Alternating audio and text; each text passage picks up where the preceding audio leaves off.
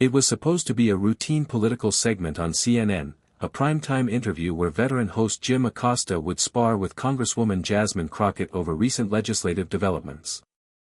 The producers billed it as a civil debate, but behind the scenes, tension was already simmering. Acosta opened with a smirk, his voice laced with skepticism. "Congresswoman Crockett, let's be honest, critics say you're more about sound bites than substance. Do you actually read these bills before tweeting about them?" The air stiffened. Jasmine sat forward, calm but razor-focused. Dressed in a sleek navy blazer, her expression was unshaken. The studio lights glinted off her earrings, but her eyes were locked on Acosta, not intimidated, not amused. She responded, voice smooth and deliberate, "Jim, I don't tweet for clicks. I tweet because Americans deserve to know what's in the bills you all ignore until they go viral." A beat of silence. Acosta tried to pivot. "So are you saying the media is the problem?" She leaned in slightly. "I'm saying that if you spent half as much time reading legislation as you do writing headlines about me, you might actually help the people who watch your show." A low "oh" echoed faintly from the crew off camera. Jim chuckled nervously, clearly caught off guard. "Well, Congresswoman, I didn't bring you here for personal attacks." Jasmine, without missing a beat, then stopped making it personal by questioning my intelligence on national TV. Cut to commercial. But the internet was already on fire. When the segment returned from commercial break, Jim Acosta tried to regain control. He adjusted his tie, glanced at his notes, and forced a diplomatic tone. "Let's shift gears. Congresswoman Crockett, your critics say your confrontational style isn't helping Democrats build consensus. What do you say to that?" Jasmine arched an eyebrow, her tone calm but sharp. "Consensus? You mean the kind where women like me are expected to stay quiet while others talk over us, then call us angry when we don't?" Acosta looked momentarily stunned. She wasn't playing defense, she was setting the rules. She continued, "Here's the truth, I was elected to speak up. And if that makes some people uncomfortable, maybe it's because they're not used to hearing bold black women tell the truth without sugarcoating it." There was a pause, just long enough for the weight of her words to land. Acosta stammered, "Well, it's not about race or gender, Congresswoman, it's about tone." Jasmine interrupted, not with aggression, but clarity. "No, Jim. It's about respect. You keep calling it tone when a woman challenges you. But when men yell and interrupt each other on this very show, you call it spirited debate." Twitter lit up. Hashtags like #CrockettClapback and #AcostaExposed trended within minutes. Even on set, Acosta's smile had vanished. He looked shaken. His scripted talking points no longer matched the moment. What was supposed to be a routine interview had become a masterclass. Realizing he was losing grip of the narrative, Acosta tried to regain footing with what he thought would be a clever trap. "Congresswoman, some say your popularity on social media comes from theatrics, not policy knowledge. Can you even name the key amendments in the latest budget bill without checking your phone?" A producer backstage winced. "But Jasmine?" She didn't flinch. "You mean the bill your network covered for less than 90 seconds last week?" She leaned back slightly, then began listing, from memory. Title II, Section 17, Cuts to Maternal Health Programs. Section 28, the clause that delays clean water infrastructure funding in rural areas by 2 years. Oh, and the quiet little rider in Section 41. The one that protects corporate tax loopholes. Want more? Acosta blinked. Silence. He tried to nod, as if impressed, but the damage was done. She wasn't just prepared. She was surgical. "I read every page of that bill while you were tweeting about celebrity divorces. So if you're going to come for my credibility, at least bring a fact-checker with you." Laughter burst from someone on the studio crew, quickly muted. The control room scrambled. Acosta's producers were signaling him to pivot again, but his expression said it all. He looked like a man who had walked into a ring untrained, expecting an easy win, and now didn't know which direction the punches were coming from. He gave a nervous chuckle and muttered, "Well, clearly you've done your homework." Jasmine smiled coolly. "No, Jim. I do my job." By now, Acosta's posture had shifted, shoulders tenser, fingers tapping his cue cards. He wasn't moderating anymore. He was surviving. But Jasmine Crockett? She was in full command. Calm, composed, and utterly unbothered. He tried one last time to claw back some authority. "Let's not turn this into personal grandstanding. Our viewers want solutions, not spectacle." Jasmine didn't even blink. The real spectacle is watching a major news anchor try to minimize a sitting congresswoman because she doesn't fit into his idea of polite politics. She turned slightly toward the camera. "America deserves truth. Not the edited version, not the softened headlines, the real deal. And if that makes people uncomfortable, maybe they should ask why comfort matters more to them than justice." The camera panned slowly, capturing Acosta's face. He wasn't just losing, he looked lost. No snappy comeback. No confident smirk. Just silence. For a full 2 seconds, live on air, Jim Acosta, known for his aggressive style and hardline questions, sat frozen. Viewers watching at home could feel it. This wasn't a debate. This was a reckoning. And Crockett wasn't gloating. She wasn't even angry. She was simply unapologetically prepared. "You invited me on your show to talk policy," she concluded. "But you weren't ready for a real conversation. That's on you." Acosta finally mumbled, "Let's go to break." But it was too late. The moment was already viral, the segment ended, but the shockwaves were just beginning.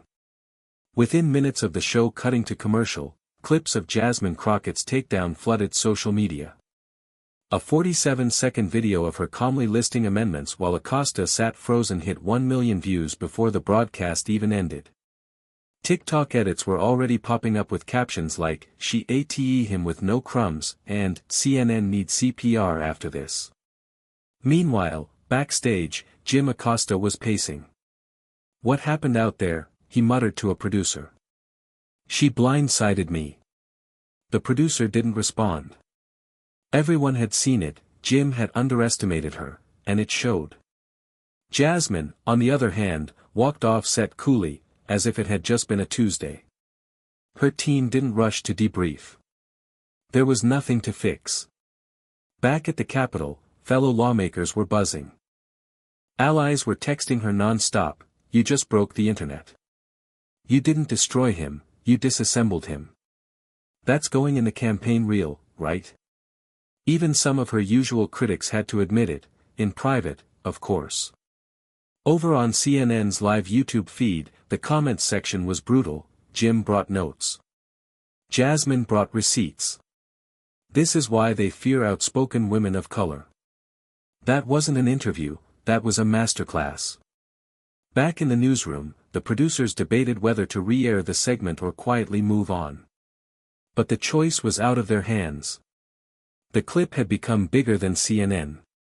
Jasmine had turned what was meant to be a condescending political ambush into a national conversation. And Jim Acosta? He didn't just lose an argument. He lost the narrative. The next morning, every major news outlet was talking about it, but carefully.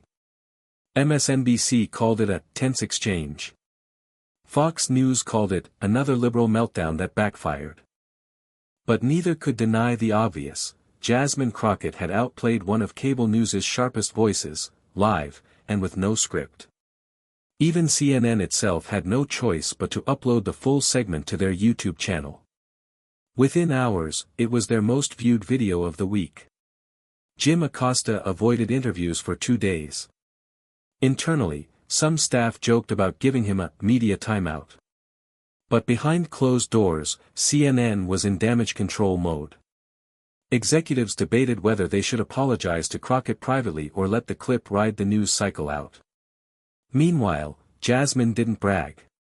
She didn't post a victory tweet or do a press tour. Instead, she doubled down, holding a town hall in her district the very next day. At that event, someone in the crowd shouted, "You made Acosta look like a clown." Jasmine smiled politely. "No. I just told the truth. If it sounded like a punchline, that says more about the question than the answer." The audience erupted. In the days that followed, hashtags like #Crockett2028 started trending. Late-night comedians ran segments jokingly calling her the woman who cross-examined CNN. Memes exploded across platforms, showing Acosta photoshopped behind a chalkboard with "Class Dismissed" written in bold.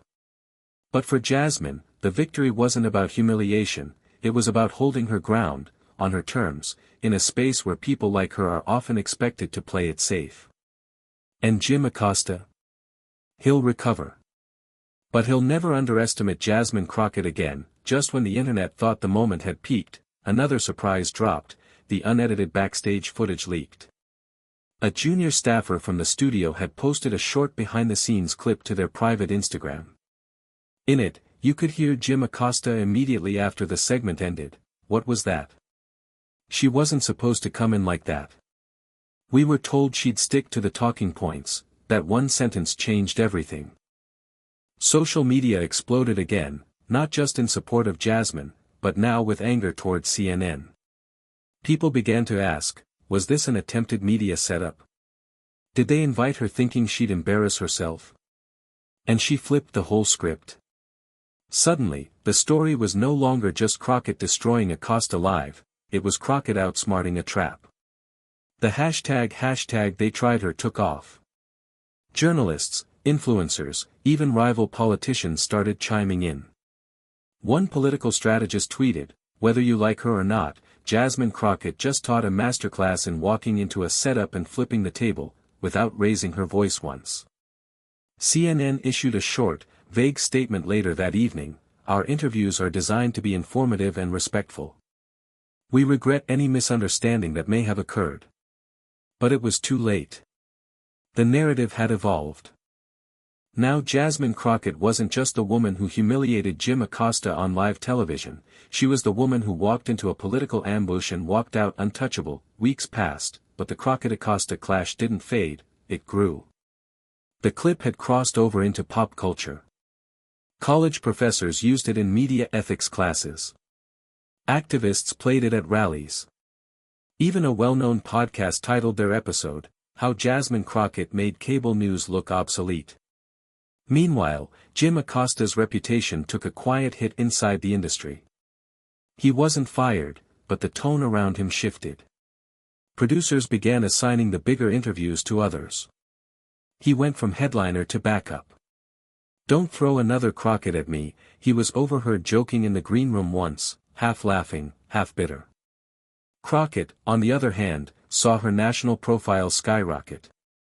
Overnight, she went from outspoken freshman Democrat to a new kind of media-era politician, fearless, factual, and unbothered by traditional gatekeepers. Her interviews got sharper. Her following grew faster. She was no longer someone cable news invited to stir things up, she was someone they feared might flip the script live, again. Even rival politicians treaded more carefully. One senator reportedly canceled a scheduled joint appearance after telling staff, "If she shows up, I'm not walking into another Acosta situation. I like my career." By year's end, Crockett's office was fielding calls from national PACs. People were whispering about Senate runs, even potential VP buzz. But Jasmine kept it simple. In one interview with a local station, she said, "I didn't go on TV to destroy anyone. I went to speak truth. If that wrecks someone, maybe they weren't built for the truth." It wasn't just a viral moment.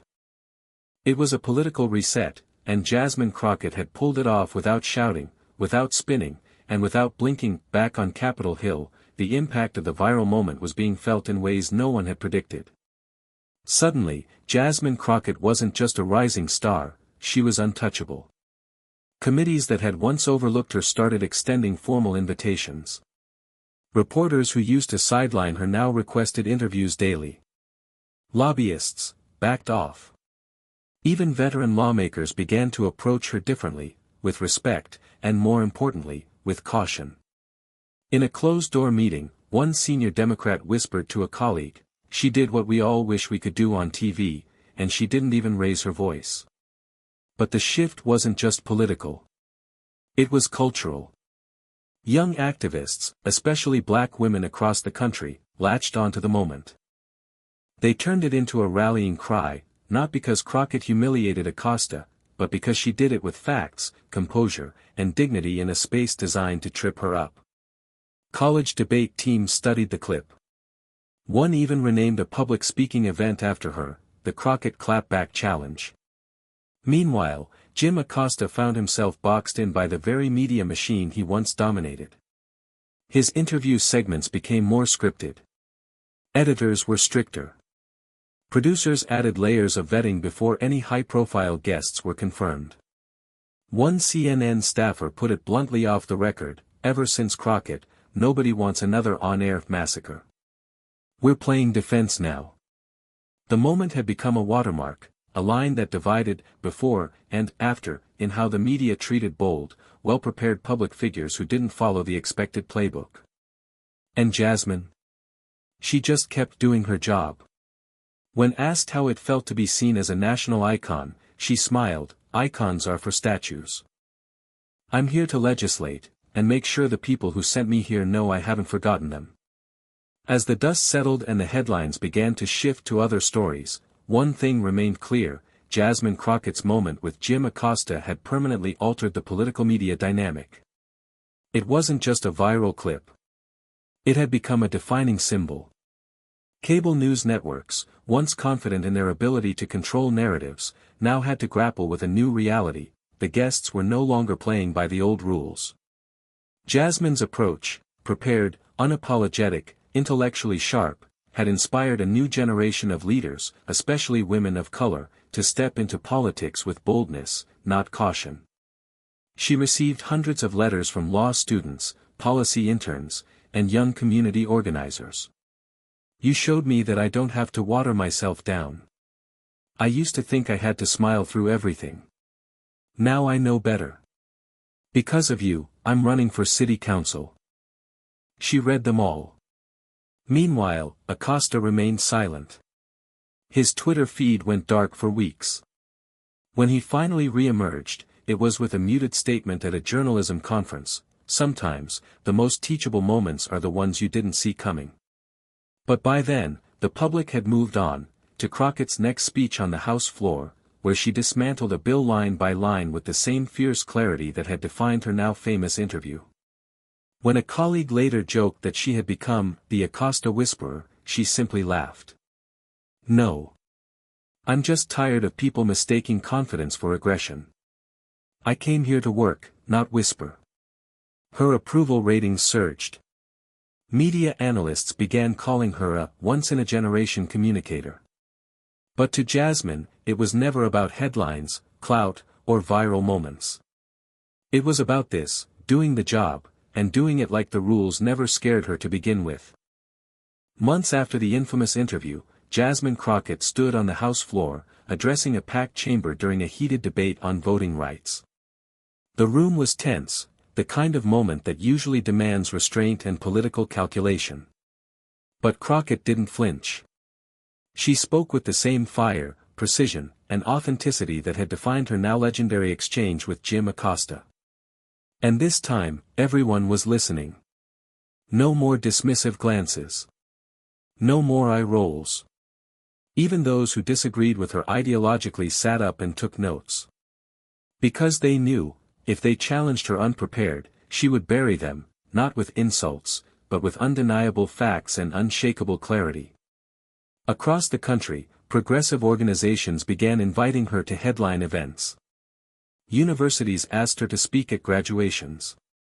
Even journalists, once skeptical, now treaded lightly, more respectful in their tone and line of questioning. Jim Acosta, meanwhile, remained a cautionary tale in media circles.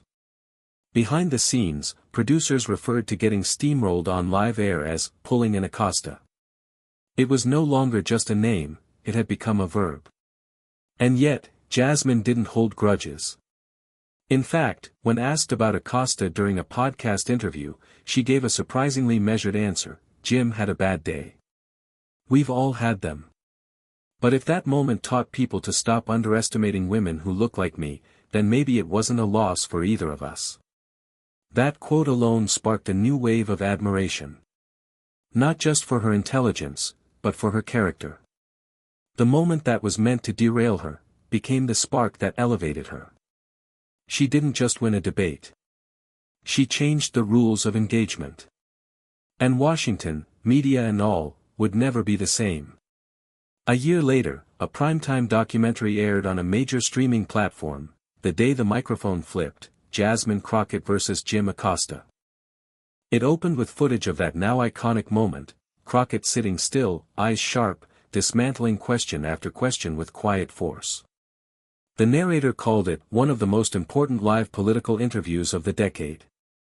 But more than that, the documentary told a bigger story. It wasn't just about one congresswoman and one anchor. It was about a shift in who gets to speak, and how power responds when someone refuses to be silenced. Jasmine Crockett didn't destroy Jim Acosta just to win an argument. She shattered the outdated idea that calm, well-prepared women, especially black women, had to downplay their power to be heard in elite political spaces. And in doing so, she created a ripple effect. More unapologetic voices began rising across the country: candidates, activists, educators, even journalists who no longer accepted the rules as written. The media was forced to evolve. Politics had to catch up. And Jasmine? She stayed rooted. Still speaking truth. Still refusing to shrink. Still refusing to perform for comfort. In her office, framed behind her desk, hung a simple quote, the one she became known for, the one she spoke the night everything changed: "I didn't come here to perform. I came here to do the work." And she did. Every single day after that live broadcast, not for applause, not for clout, but for the people who finally saw themselves in the room. The moment didn't just make her a national figure. It made her a symbol of what happens when you walk into a system designed to shut you down, and break it open instead.